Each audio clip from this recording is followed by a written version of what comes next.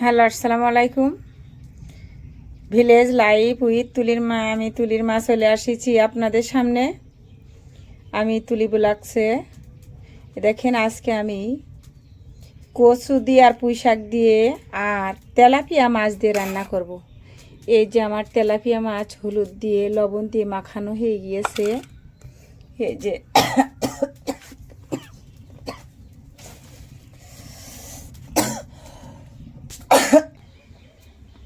এবার আপনারা সবাই দেখবেন যে আমি কচু পুঁই শাক আর তেলাপিয়া মাছ কিভাবে রান্না করি। আপনারা দেখেন, আমি দেখাবো, আপনারা আমাদের সাথে থাকুন ভিডিওটা।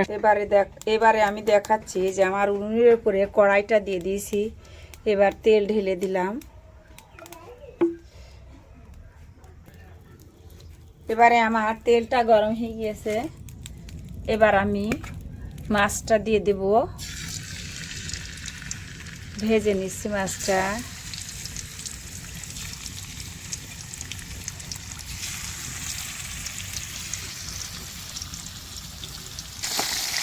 এবারে আমার মাছটা উল্টিয়ে দেব।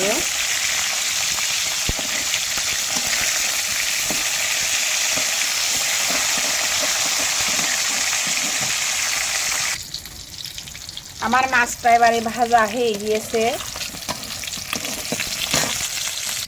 এবারে আমি কচু পুঁই শাক দেখেন আমি ঢেলে দিচ্ছি।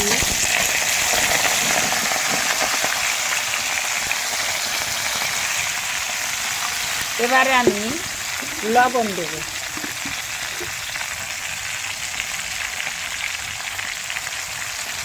লবণ দিয়ে দিচ্ছি। এবারে আমি হলুদের গুঁড়ো দেব।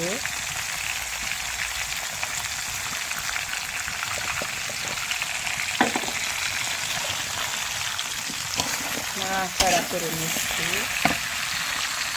এবারে আমি নাড়াচাড়া করে পানি ঢেলে দেবো।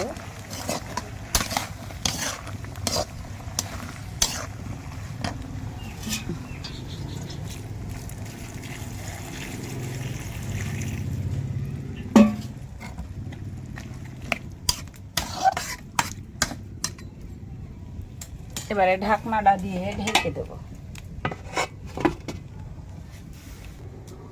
ঝাল, রসুন, সরিষা একসাথে আমি বেটে এইটা দিয়ে দেব একসাথে। এবারে আমি বাটনাটা দিয়ে দেব।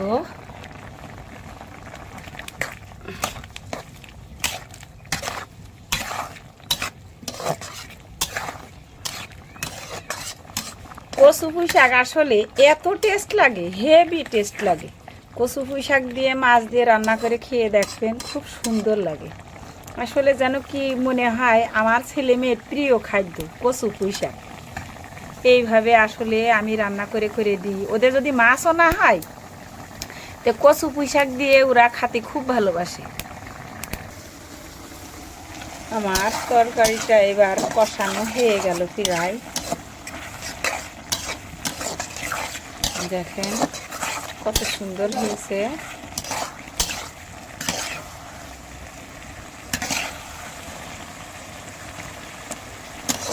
এবার আমি পানি দিয়ে দেব।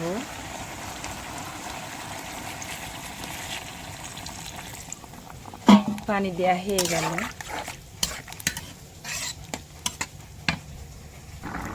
এবারে আমি মাছটা দিয়ে দিলাম।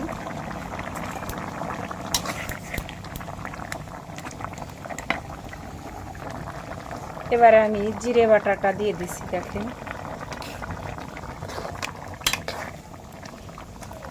সব কিছু আমার দেয়া হয়ে গেল। এখন বন্ধুরা সবাই দেখেন, আমার কচু পুঁই শাক আর মাছ রান্না করা হয়ে গিয়েছে। দেখেন এবারে আমি নামাবো।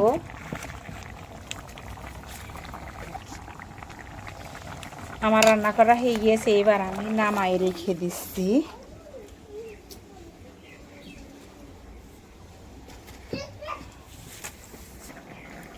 বন্ধুরা সবাই, আমার এই কচু পুঁই শাক যদি ভালো লাগে রান্না করা, আমার এই ভিডিওটা যদি পছন্দ হয়, আপনারা সবাই লাইক কমেন্ট শেয়ার করে দেবেন। এ দেখেন আমার এই ছেলেটা না, আমার যার ছেলে, ওর মানে অতিম, তাই সবারকে বলছে যে সাবস্ক্রাইব করে দেবেন, সাবস্ক্রাইব করে দেবেন বলছে, আর লাইক দেবেন। হ্যাঁ কো সাবস্ক্রাইব করে দেবেন।